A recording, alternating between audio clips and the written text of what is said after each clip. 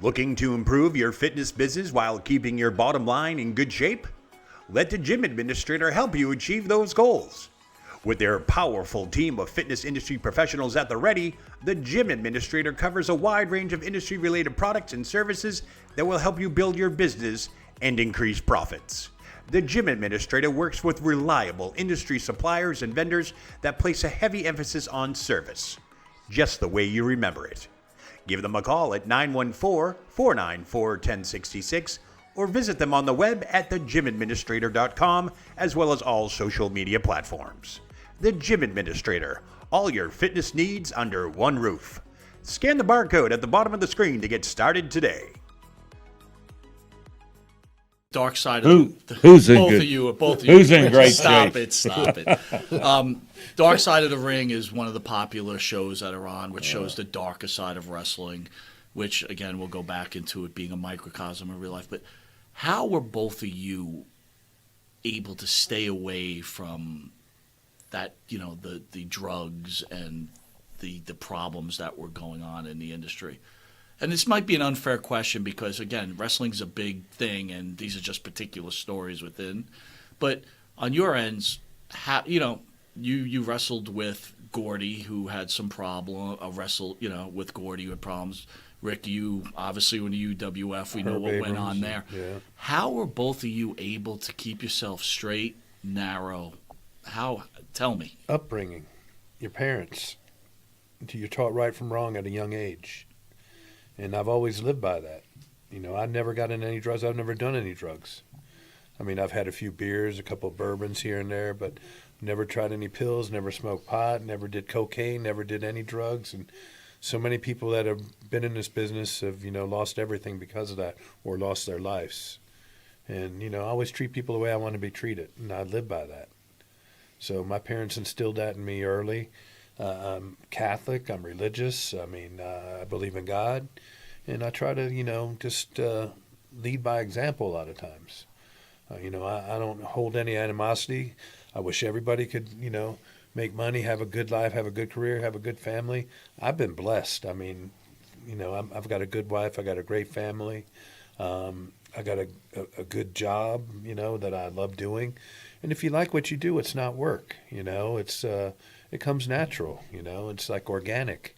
And just treat everybody the way you want to be treated. Be kind to people. That's how I've always lived my life, and I'm going to continue to live that way. Mm. Well, I think driving down the road and drinking beer was probably my biggest failing, too. During the time that I came up and was a green guy and got on the road and everything, everybody used to drink and drive. I mean, a lot of the guys would have a cooler and they'd have a case of beer, and after the match you'd have to drive 300 miles to the next town or something, and everybody ended up drinking a little bit. You didn't get drunk. I mean, we weren't getting drunk and everything, but you drink beer to kind of relax and everything. But I look back on it, and then Mothers Against Drunk Driving or something.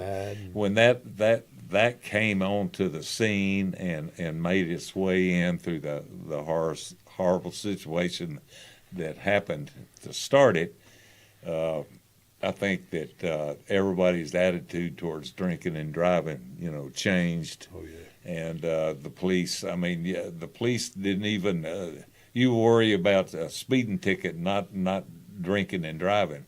Well, that all changed, kind of in the mid-'70s or something like that. And, and it should have, because drunk drivers kill more things, do more damage than anything, Do you guys, famous guys, do you ever get the big head? Like, you know what I mean? Like, I'm Stan Hansen, I'm Sunny Beach. Do you know who I am? Nobody knows who I am anymore. Me too. I think that may be wrong. I think you'll find that out. You'll find that out this weekend. I never took myself too serious, I mean, I wanted to be, get to be a top wrestler. I wanted to do that, but I never was walking around like I did this and I did that. And I used to say, they said, well, what's the difference between, baby faces and heels? And I said, well, the heels are the really good guys and the baby faces are the bad guys. And I jokingly say that, but in some ways, the baby faces had a hard time. I'm this and I'm that. That they begin to think because everybody's cheering for them, and there's 58 girls waiting out back, for them and everything. But a heel, you had to worry about getting your tires slashed and And stabbed or shot. Yeah, shot at, man. Gosh, Some had horror guns stories pulled out on you. I mean, it was a real deal back then. There was real heat. People can't understand how big a heat the heels had to put up with. What was the worst thing you had to go through as a heel that you had to deal with? Like one particular situation that happened to you that you're like, oh my God, why am I in wrestling? What am I doing here? One time, Brody and I were leading Jackson, Mississippi, and Frank had a 240Z, and here we are, 320 pounds, and we're piled into this, side by side, overlapped our shoulders, together to get in the car. We're driving out of town, and there's a bunch of guys from the matches, rednecks, whoever they might have been, and they pulled up beside us, and they started Shooting. they were waving at us, and they had guns in their hand, and they shot up in the air, one time or two times or something like that. And Frank and I both carried guns at that time, and we pulled our guns out and stuck them out, and we fired about 3 shots each over the head of their car, and then they spun around and headed back, Anyway, that was Amazing.